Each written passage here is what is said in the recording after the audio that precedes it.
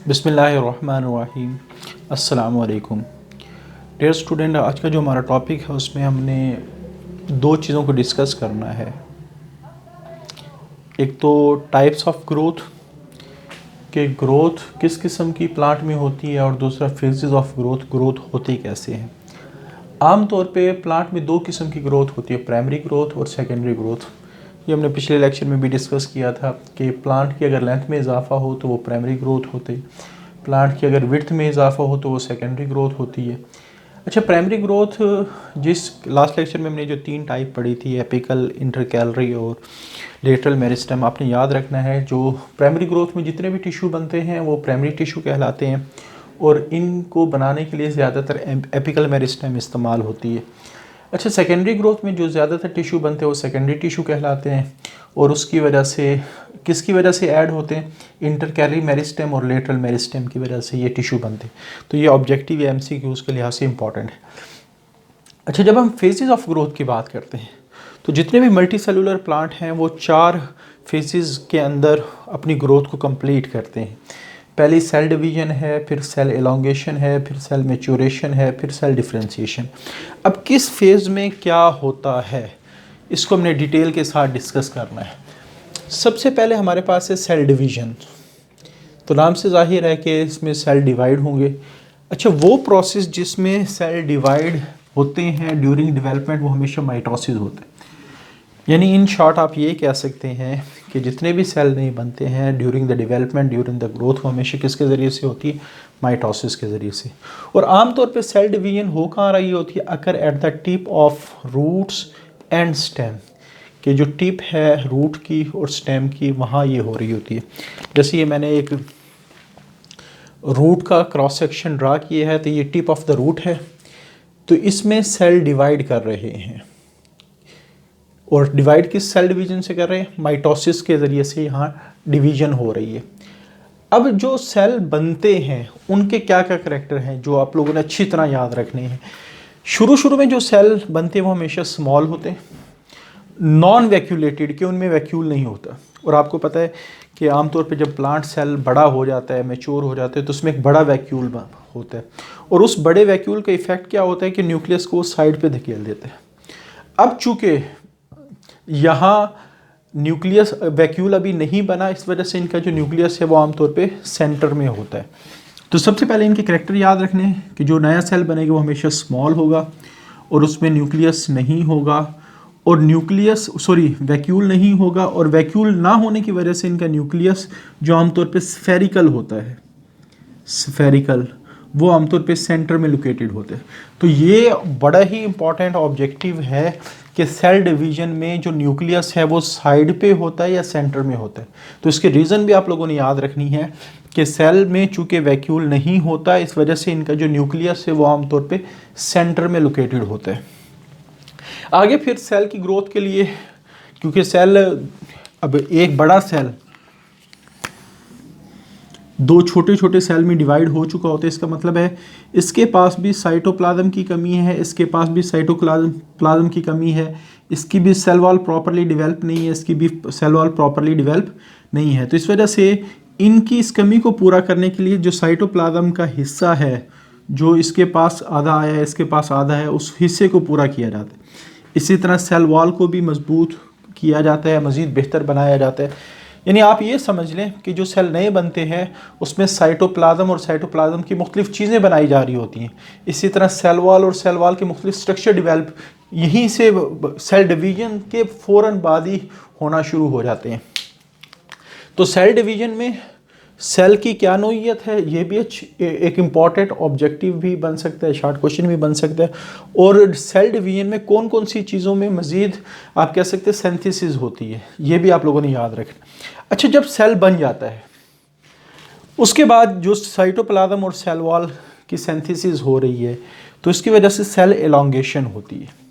यानी टिप पे तो हुई सेल डिवीजन, अब हो सकता है अब ये टिप पहले यहाँ सेल डिवीजन हुई होगी, जाहिर बात है ये जो सेल बने होंगे ये भी तो सेल डिवीजन से, तो वो सेल डिवीजन ऊपर चली गई है और जो पिछला आप कह सकते हैं सेल नए बने थे, अब उनमें क्या शुरू हो गई, सेल एलोंगेशन, के सेल का साइज बढ़ना शुरू हो गया। उसके बाद तो इस वजह से लिखा गया क्योंकि टिप पे तो है सेल डिवीजन, तो टिप से पीछे करके ये सेल एलोंगेशन का पोर्शन होगा, यानी सेल एलोंगेशन टिप से पीछे वाले पोर्शन के अंदर हो रही होगी। तो at the little distance from the apex tip को कहा जाता है of the root and shoot lie the zone of elongation, तो इसमें जोन ऑफ एलोंगेशन हो रही और ये फ्यू मिलीमीटर इन लेंथ होता है। तो ये भी एमसीक्यू या ऑब्जेक्टिव के लिहाज से इंपॉर्टेंट है। अच्छा, उसके बाद इनमें सेल का साइज़ बड़ा हो रहा होता है और सेल का साइज़ बड़े होने की काफ़ी सारी वजूहात हैं। एक तो वजह यह है कि साइटोप्लाज्म बन रहा होता है, सेल वॉल की थिकनेस में इजाफा हो रहा होता है, लेकिन जो सबसे इम्पॉर्टेंट है कि एंडोऑस्मोसिस से पानी अंदर जाता है और पानी अंदर जाने की वजह से सेल का साइज़ बढ़ता है। और ये भी ऑब्जेक्टिव के लिहाज से इम्पॉर्टेंट है कि सेल एलोंगेशन में सेल डिवीजन के लिहाज से तकरीबन 150 गुना साइज़ बड़ा होता है। और ये किस वजह से बड़ा होता है? क्योंकि पानी बहुत ज़्यादा क्वांटिटी के अंदर गया है।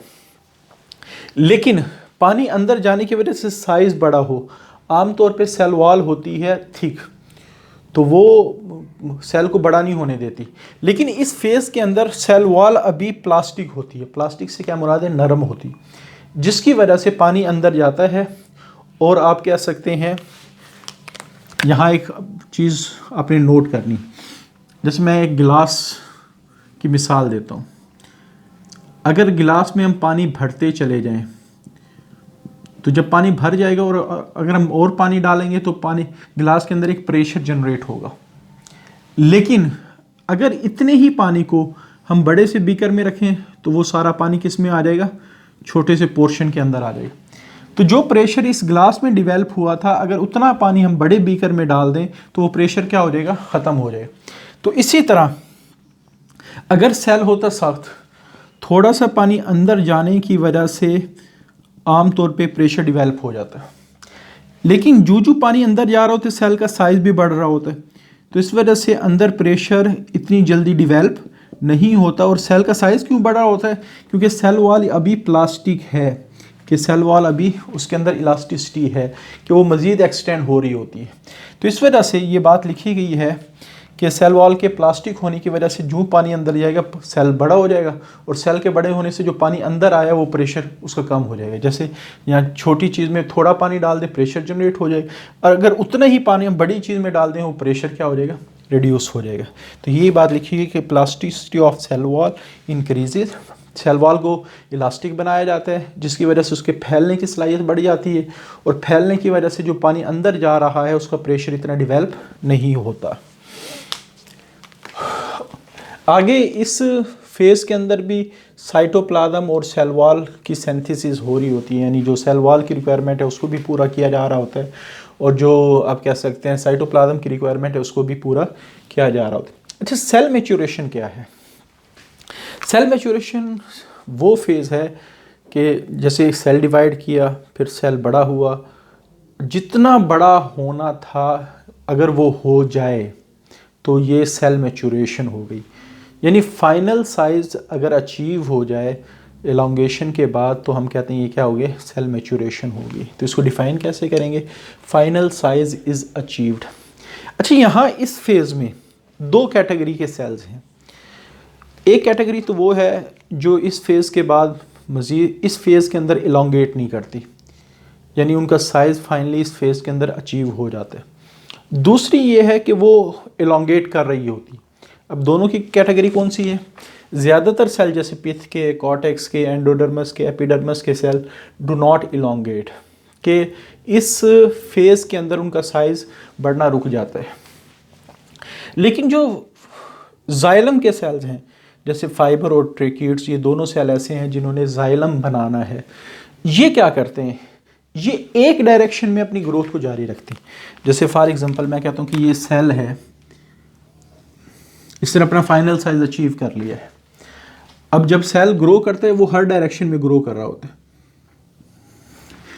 लेकिन इनमें क्या होता है कि सेल मैच्योरेशन में सारी ग्रोथ की डायरेक्शन तो रुक जाती है, लेकिन अब चूंकि फाइबर और ट्रेकिड्स ने मिलकर एक ट्यूब बनानी है तो इनकी ग्रोथ लेंथ वाइज जारी रहती है, यानी ऐसे, यानी ये लेंथ वाइज तो अपनी ग्रोथ को जारी रखेंगे और बाकी जो डायरेक्शन की इनकी ग्रोथ है वो रुक जाएगी। यानी अब यहाँ दो किस्म के सेल आ गए। ज़्यादातर सेल तो ऐसे हैं जो इस मैच्योरेशन की फेज़ में अपनी ग्रोथ को मैक्सिमम तक पहुँचाने के बाद रोक देते हैं, लेकिन कुछ सेल ऐसे हैं जो अपनी सारी डायरेक्शन की ग्रोथ को तो रोक देते हैं, लेकिन एक मखसूस लेंथ वाइज डायरेक्शन में, चूँकि इन्होंने ट्यूब लाइक स्ट्रक्चर बनाना होता है, तो ये अपनी एक लेंथ वाइज डायरेक्शन में अपनी ग्रोथ को जारी रखते हैं। तो ये सेल मैच्योरेशन।